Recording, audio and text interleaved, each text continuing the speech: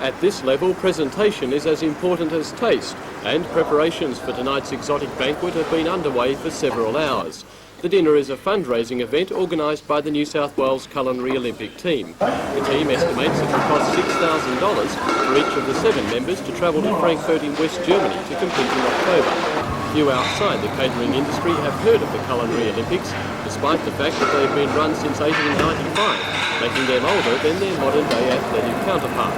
Also held every 4 years, a win at the Culinary Olympics is considered the pinnacle of cooking success. Australia has been competing for almost 25 years, but has yet to claim a win. However, interest has been growing, and this year no less than 6 Australian teams will be slicing, chopping and baking against the best in the world. Carrying the flag for Newcastle will be Karen Lewis. Karen was winner of her category in the New South Wales Work Skills competition 3 years ago and is now studying advanced catering at Hamilton TAFE. New South Wales team manager Vince Crawley says competing in the Olympics can only help our expanding hospitality industries. It makes our industry more aware of what is available as far as presentation etc. goes, and we hope to bring back the experience that we'll gain there to teach the young people that are coming up through the industry.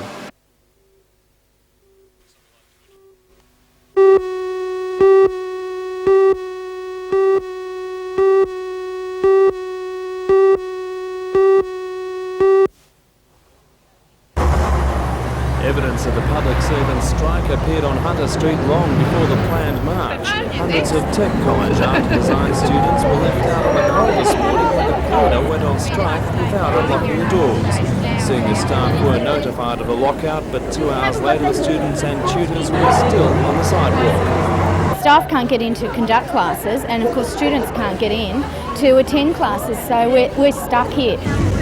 Public Service Association members met in Civic Park some hours later before staging a march along Hunter Street. The 24-hour strike is in protest against 4 issues outlined by the PSA. They include government legislation to change working conditions, departmental cuts, the failure of talks with the Premier, and most importantly, proposed changes to essential services legislation limiting the right to strike.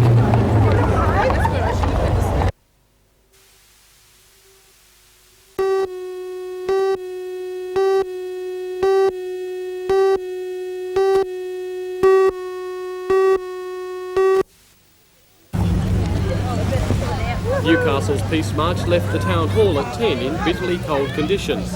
In the past, more than 1,000 protesters have participated in the August 6 rally. Today, only a dedicated 200 joined the march from Civic Place to the foreshore. And it wasn't just the cold making life uncomfortable. By the time the marchers reached the foreshore, a gale force westerly was threatening to wrest banners from the hands of their carriers. The size of the turnout, however, did not disappoint organisers, who say considering the conditions, the numbers were encouraging. According to Bob Burkhart of the Newcastle Peace Forum, as long as nuclear weapons are on the earth, the march has its place. The testing continues, and money that could be spent in relief of the poor and the needy, in fact, is being spent on armaments. And I think this marches like this keep that focus in front of people. At the foreshore amphitheatre, marchers heard from opponents of nuclear arms, including Kendall Campbell, who used the occasion to denounce the planned visit to Newcastle of 3 nuclear ships. An American warship will arrive on the 17th of September, followed by 2 British ships on the 22nd, and protests are already being planned. We welcome the sailors, but it's the nuclear weapons in port pose risks if there are releases of radiation, and also because they're part of the nuclear arms race.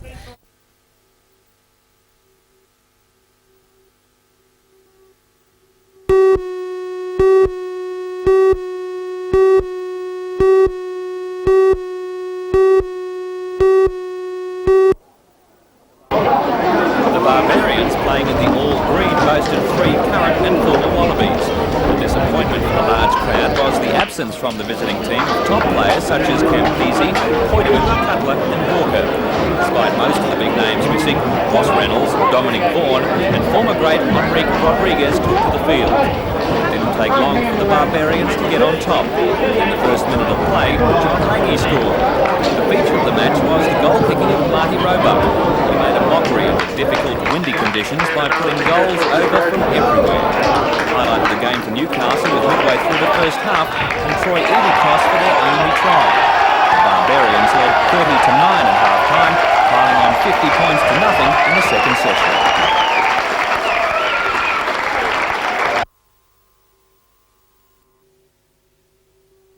Visit at the gates. It was called Operation...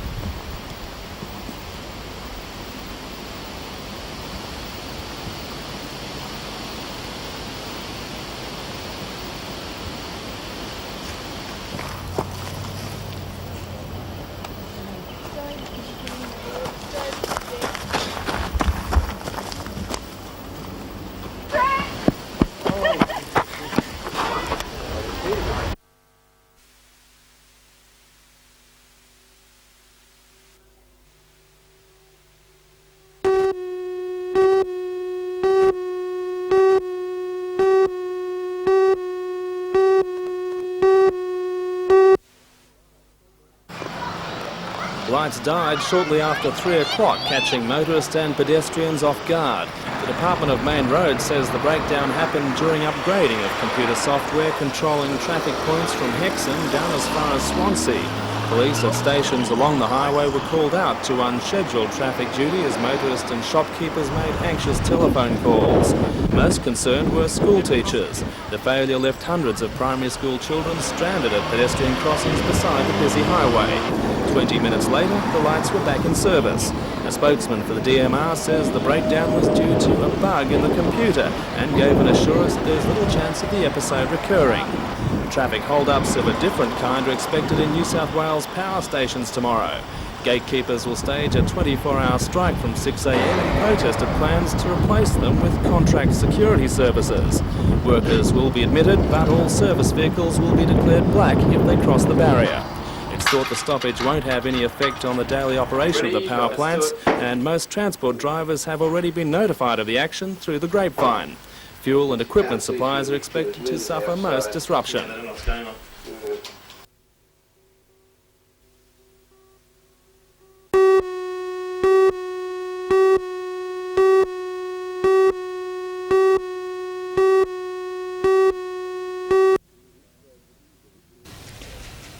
This tragedy that occurred last night, if it was a one-off event,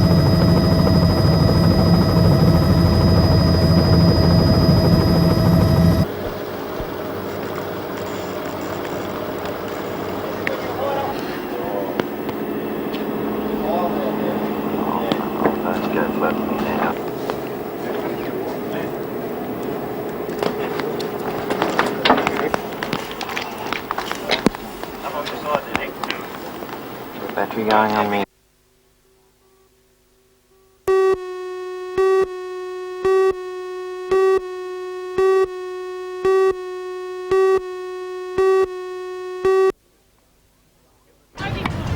In the news tonight, Newcastle's first Wimbledon champion Rachel McQuillan warms up for some major tournaments overseas.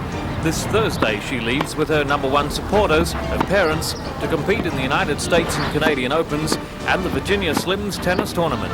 For all the news, join us tonight at 6.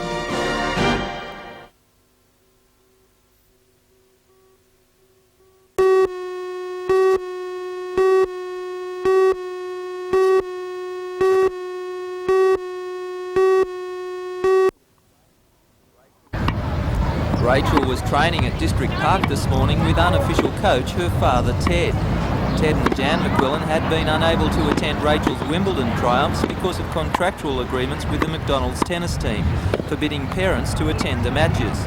It had been a tough setback for the McQuillans, but Rachel is delighted to have her parents with her in the Canadian and American tournaments. Ranked 168 in the world, the Wimbledon champion is confident her 6-week trip will bring good results. Just like the last trip, I think we've got a good chance in the women's tour because there's not much between all the women in the world these days, and with Dad coaching me on the side there and all the support from Mum and Dad on the sideline, I think I'll go very well.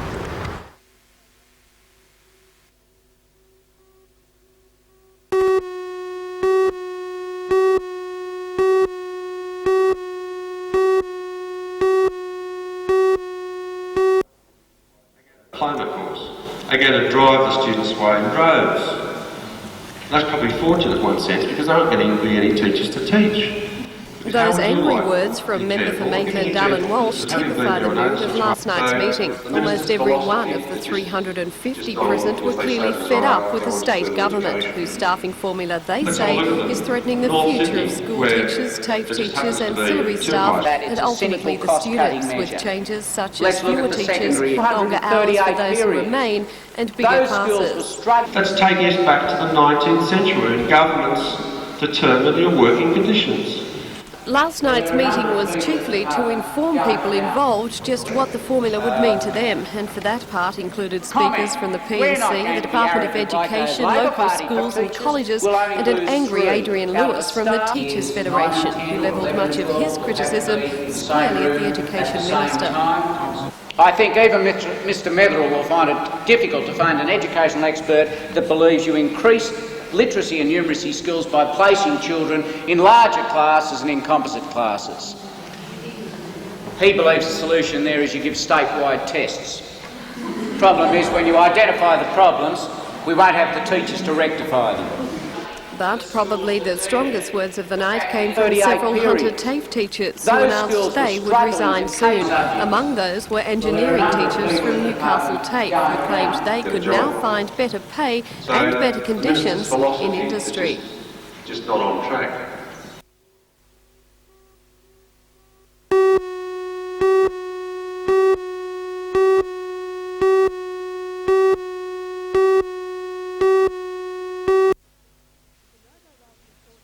The Novo Rail Consortium is considering putting a shopping centre proposal together for the Honeysuckle goods yard site, adjacent to a Novo Rail station. Grace Brothers has been approached to become the major tenant. A head office spokesman today said the company is interested in establishing one more store in the Newcastle area. The Honeysuckle site is a possibility, subject to a suitable shopping centre design and detailed market research. Plans to upgrade the Hunter Street Mall are also in the pipeline. David Jones is committed to improving its site during the next 2 years. The women's fashion boutique next to the main store and the newly acquired Caldwell Jewellers building will be incorporated into one mammoth multi-level complex. David Jones is perfectly positioned to take advantage of the planned Novo Rail. At the Businessmen's Club lunch today, guest speaker Justin Davies from the Project Consortium said ideally an overhead walkway could connect David Jones to the Commonwealth Bank building and the planned Mall station. He said the Novo Rail would complement both department stores.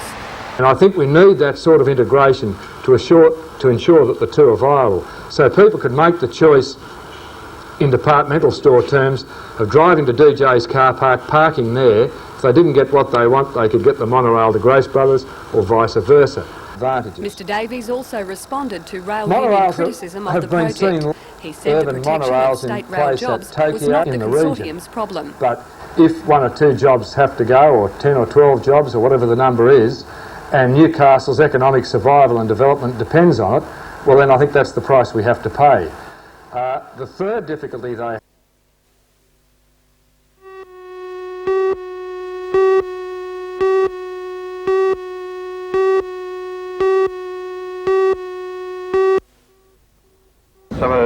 North finished last in all 3 grades in the 1988 season, first grade taking the wooden spoon for the last 3 years.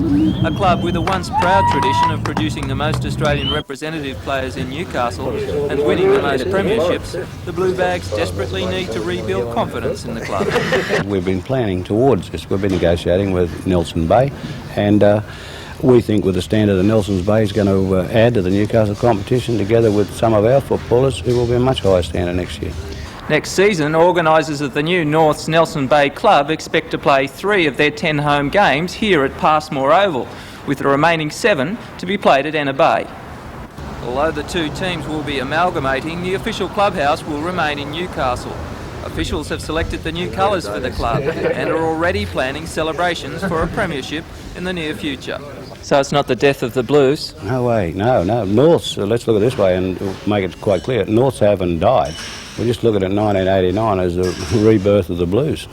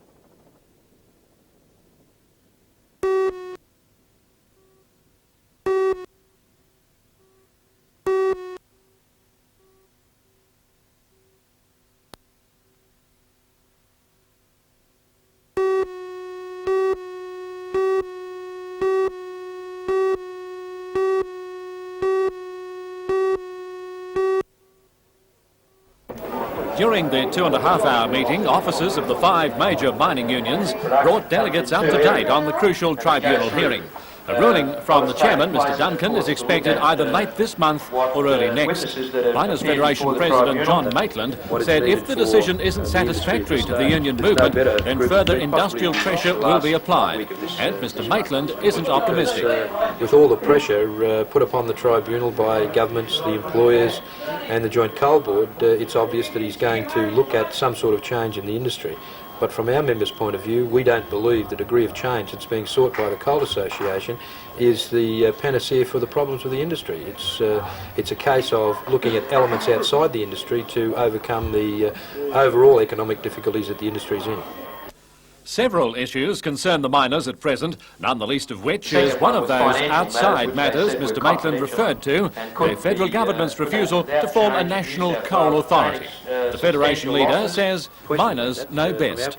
Mine workers know precisely what they believe to be what is needed for the industry at this stage. There's no better group of people to identify those issues, and they'll be the judge of whether or not the outcome of this particular tribunal decision is satisfactory to them or not.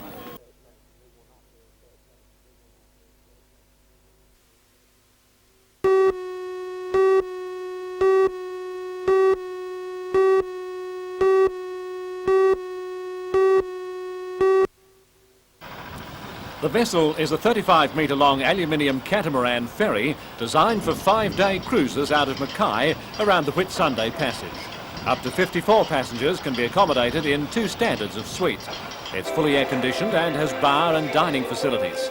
Water sports are catered for with a large diving platform at the stern and stowage room for a 7.5-metre glass-bottomed aluminium boat for coral viewing. This is the second such vessel Carrington's has built for Royland Cruises. The first was 8 years ago. And so pleased is Royland with the job then that the owners left it up to Carrington Slipways to refine the design. Project manager for Carrington's is Les Mather. Well, Royland Cruises have come back to us with that definite confidence in us to first refine the design to optimise passenger space and also optimise the hull form to give us greater speed and fuel economy. Carrington Slipways is about to go full steam ahead with the Antarctic supply vessel building program. Curved, high-strength steel sections have begun arriving from Finland to form the ice-breaking bow of the ship. And work is proceeding on the building of another large shed to house a curved panel line to eventually roll sections like those now being brought in from overseas.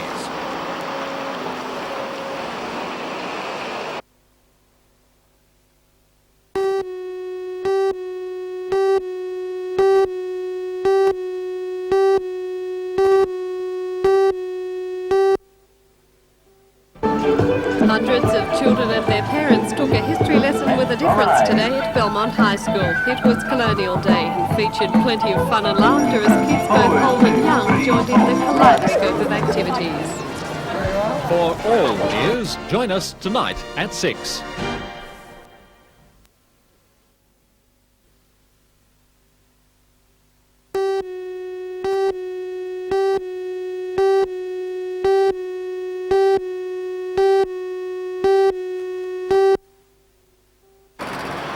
Some 2,400 cyclists are hospitalised in New South Wales every year.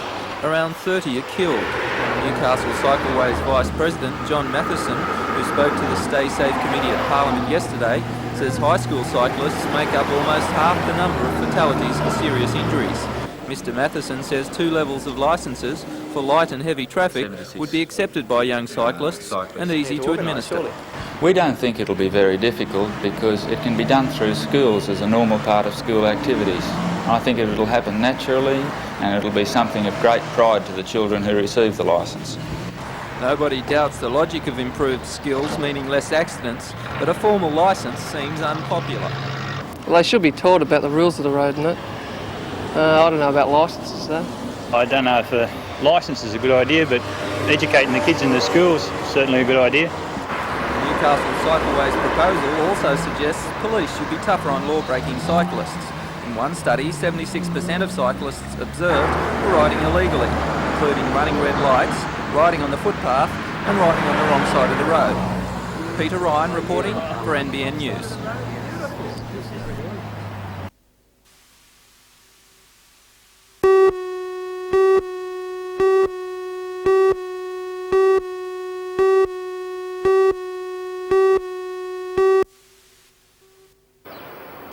Police say Florence and Jack Mace, both pensioners of Carrington, died immediately when this car turned into the path of a fully laden coal truck.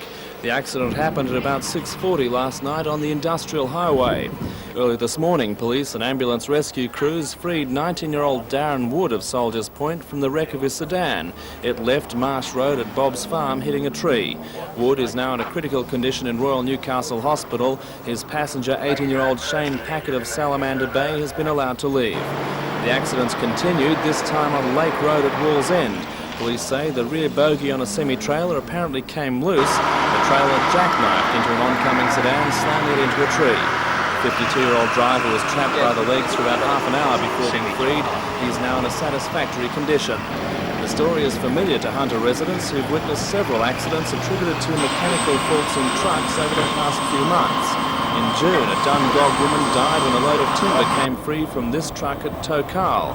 Another woman at Toronto died in the same month. Her car slammed into a runaway trailer which had parted company from a prime mover. A set of rear wheels sheared free of a trailer at Curry, colliding head-on with a shuttle bus and killing the driver just last week. Police conduct regular blitzes on heavy transport, but Traffic Inspector Kevin Curry says the rise in accidents attributed to mechanical defects is disturbing.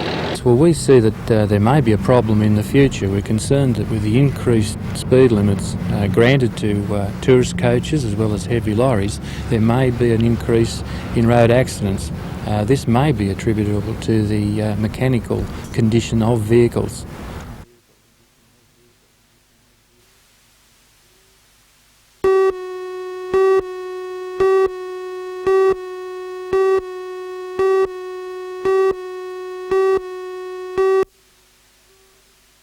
Problems on the road continued well into the day. At 2 o'clock this afternoon, police, ambulance and fire units were again called out when two cars collided on Mile Road at Garden Suburb near Cardiff. The collision between a Commodore sedan and a Datsun 200B resulted in the motor from the Datsun being thrown clear of the car 15 metres across the road. Two women suffered chest and leg injuries, while 3 other people sustained only minor injuries. A woman was trapped in the Commodore for almost half an hour. All are now in a stable condition. Meanwhile, at Islington today, 3 people were trapped for a short time when 2 vehicles collided at the corner of Chin Chen and Cole Streets. A mother and her 2 children were taken to the Royal Newcastle Hospital with minor injuries.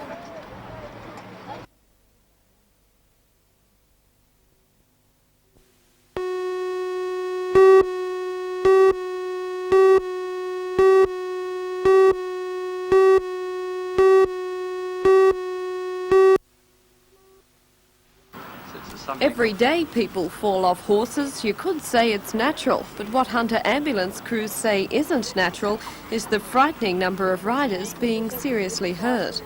I might say that we've been travelling out to far distant locations, particularly on the helicopter of recent weekends, to serious head injuries and indeed spinal injuries occurred from horse-related accidents.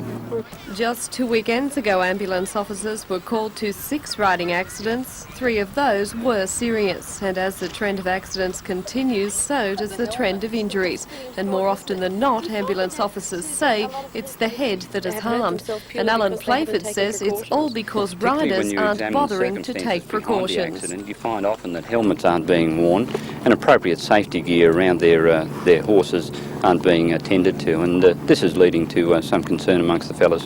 Annette Vickery is an instructor at the Charlestown Pony Club. She's also an ambulance officer, and her dual role makes her all the more conscious of how important safety is when you're around horses. She knows only too well how unpredictable a horse can be, but she says unfortunately many others don't.